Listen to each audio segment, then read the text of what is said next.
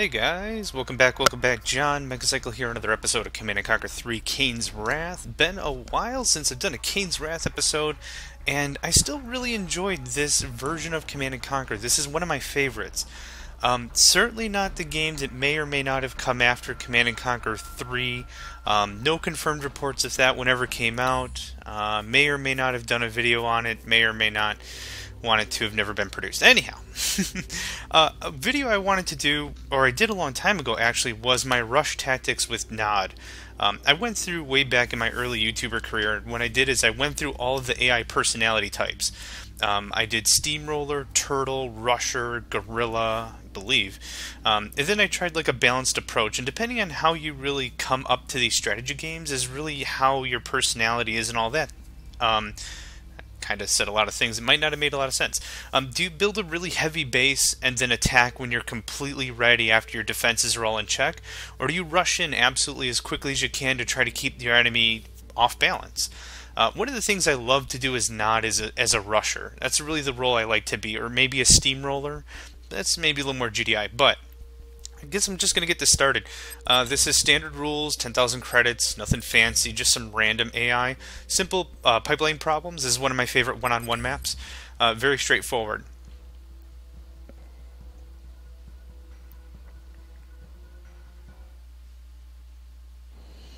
Took a little longer to load than normal.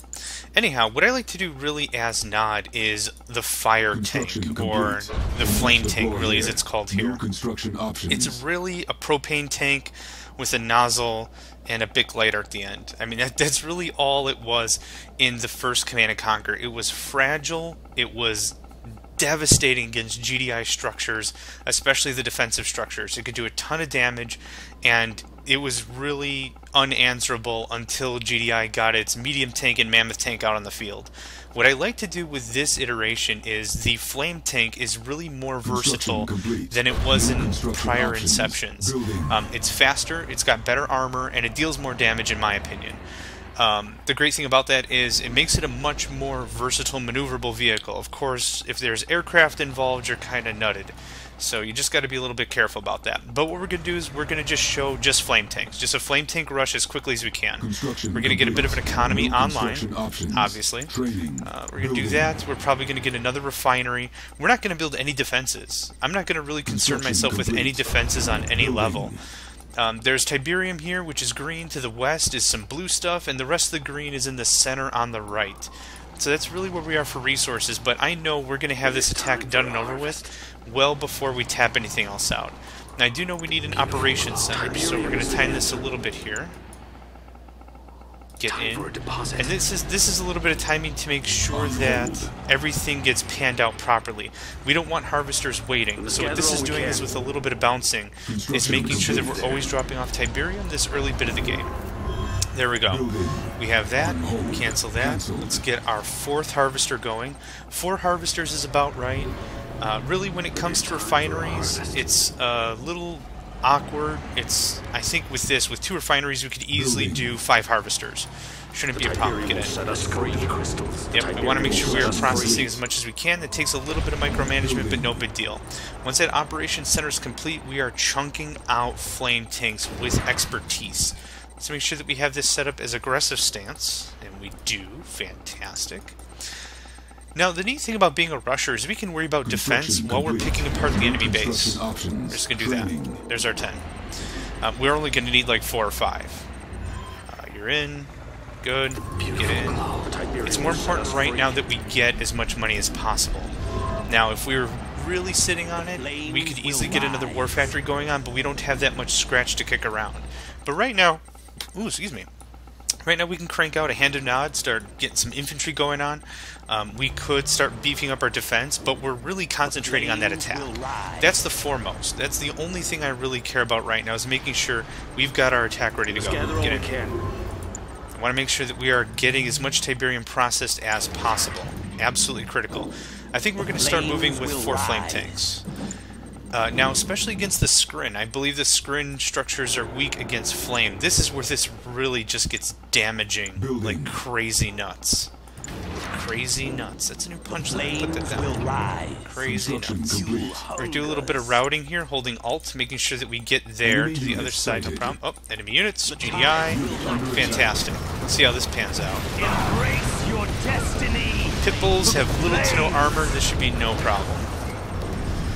Now, the tank is going to be a bit of an issue. Why don't you take care of that pit bull, would you? Now, since we're confronting the enemy, we're going to have a few more tanks ready, and we thwarted their attack. I'm going to guess they are rusher type. Take it slow. You, go back.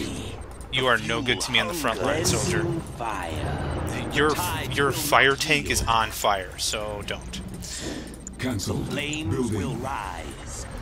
Okay. Ashes will fall. Now, depending on how the AI operates and responds to our attack, this whole thing could be over right now.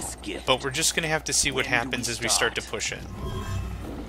The flames will rise. Ashes will fall. And here we go. We're going to guard the tanks well. let that sit for a little bit. That gives us more than enough way back at the base. But now we're attacking. Moved in as a rusher, as I knew we could. We're just going to sit you guys right there. And we're going to crank out another war factory. Now, this strategy is not going to last forever. We are going to run out of Tiberium. We are going to have money problems eventually. However, that's eventually. That isn't right now. So we're going to keep cranking out units. Now, this might be a little different than the traditional rusher.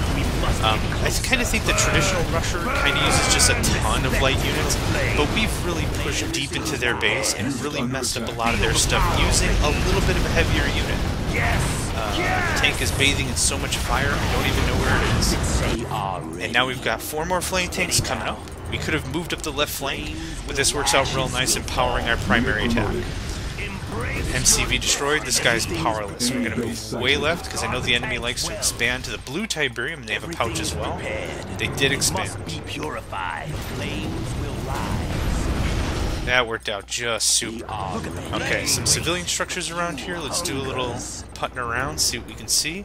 Back at base, we've got another fleet of these guys. We produced another harvester, and we can start diversifying over to the left, getting that blue tip if we needed it. We don't. Our enemies will not yield. Cleansing fire. All looks good so far. Unit under attack. By what? Oh, the gun tower's on top of the harvesters. Let's go ahead and take care of those harvesters, shall we? Now, the reason why I came over here and flanked a bit to the right is because there's 2 guard towers that are capturable here and here. I don't believe they count for victory conditions, but they'll mess up my flame tanks without a whole lot of thought. None can stop us. Okay, why don't you guys sit right about there? Feel the power of the heat. Unit promoted. Aha. Enemy defeated. There we go. You are victorious. Nice, clean, short, and unless the enemy is specifically preparing for a flame strike, you can just waltz right in. The tanks were an excellent choice on their part. They have enough armor, they can deal enough damage, but if you've only got 1 or 2 tanks, it's not going to do anything. And you just showed... I just showed that. Oh, I can talk. I'm having a good speaky night tonight. Anyway, we're going to do the same thing against the Skirmish, since that was a GDI. But look at that, 20 kills, 3 losses, that worked out great. No structures lost, we had the best economy. As long as you emphasize that immediately, if that's your primary concern, get 4 harves, 2 refineries. That's usually what works for me. That's kind of the butter zone, so you at least have 1 factory going crazy, and then we were going to get a 2nd factory in. Again, you better make sure your battle plan is for victory that early, or there's no way it's going to last all match. You're going to be waiting for resources, it's going to stink. Okay, we did that against GDI. Let's make this fair and fair. We're going to do this against Skirmish. Same deal. We're going to do the exact same thing. You're going to see how this pans out.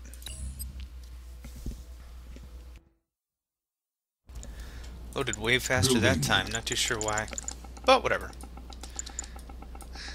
Construction complete. New construction options. There we go. Now, when we're doing this flame tank capability, it's really cool if you want to also mix in Hand of Nod, bunch of rocket infantry. No problem with that. The problem with that is if you're playing on any sort of a large map, the rocket infantry are going to take a little while to get to the destination. The whole point of the flame tank being a really great spearhead and finisher here is because it's fast. It's fast enough. That's what makes it really do it. If it were any slower, this might not even work. Construction complete. There's that. New construction options. Building. Or factory immediately, then a power plant, refinery, probably another power plant, operation center. It's the same build order. Once you really get a good build order, you start to deviate a little bit to see if it really works, but once you've really got a nice combination in your head, there's no real reason to mess with it too much. So, 2 harves, power plant, and same thing here. Once one harvester is out on the field, we're going to go start bouncing them around. And the reason I said for that was, again, I want to make sure there's a harvester unloading at all times. I don't care if he has a full load or a quarter load or whatever. That may be inefficient in the long run, but the whole point is I don't want harvesters waiting. That's what I'm trying to prevent. I'm trying to prevent any of my harvesters just waiting in dock. So you're going to go in now. By the time he's cashed out, he should be almost full. Yeah, the second any harvester is just waiting, that's wasted money, it's wasted time. Okay, see, done, in. That's exactly how that should work. Now, we're going to have a bit of backup until I get the second refinery online. Construction complete. There we go. Power plant. Training. That's going to be our 5th harvester. Complete. But I think we can hack it. Insufficient funds. The whole point is that we can build stuff without it stopping. The very second that our operations center stopped constructing, had to kill it. It was not going to work. Training. But now we can restart it because we'll go in. The Tiberium will set us free. You'll go in there, and that's going to work out super duper. New construction options. Cancelled. Cancelled. Again, we have to make sure we have one primary concern, and in this case, it's definitely our attack. The Tiberium will set us free. Since our attack is our primary concern, if there's anything blocking our construction efforts, like I said, stopping the operations center, anything like that, we need to make sure that it gets knocked out and we keep moving forward. But since we've got a good economic tight here, we're going to go ahead and we're going to build up that second war factory. Again, we're going to wait till we have about 4 flame tanks, and then we're going to move out. Construction complete. Training. The flames will rise. Sets us at 3. I'll feel really confident at 4. And 4 is exactly where we were last time, because that's what really pushed back that GDI attack. That was a perfect number. If we had 3, I don't know if we could have thwarted it. Thwarted it. It is time for I should have done singing lessons or something before I started recording. I am not doing too good on the vocals. flames will rise. Okay, now, we only have 1 factory producing flame tanks. I will change that the very second we've got a good amount of sitting money. I don't want 2 factories not producing, so I want this guy producing non-stop. We'll just sprinkle 2 in there. Flames will rise. Maintaining a little bit more streamlined production. These guys have already been queued. I already gave them the alt order. Everything is prepared. Steady now. Flames. Now, the very second that first factory is not producing, we need to cancel the orders of the second. Just so we at least have 1 constantly building. See, now we're getting low on cashy money. Pause. And actually just cancel. Everything is prepared. The flames There's our 4 queued orders. Tank. We will wait. 2 should be right there. Fantastic.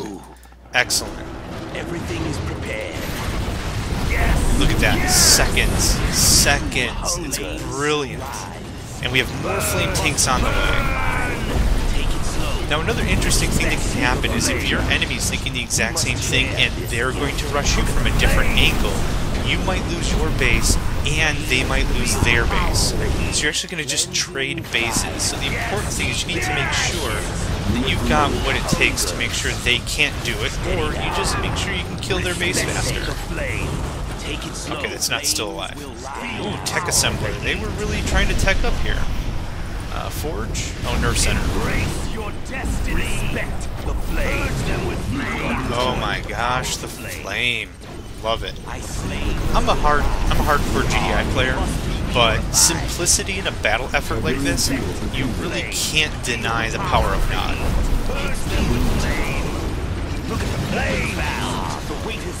Yeah, their tanks have a little less armor. It's, oh gosh, yeah, against 8 flame tanks, I guess I can't really compare it properly.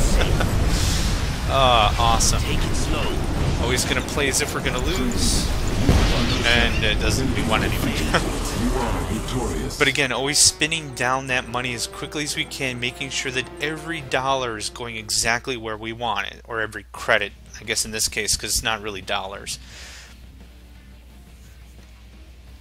There we go.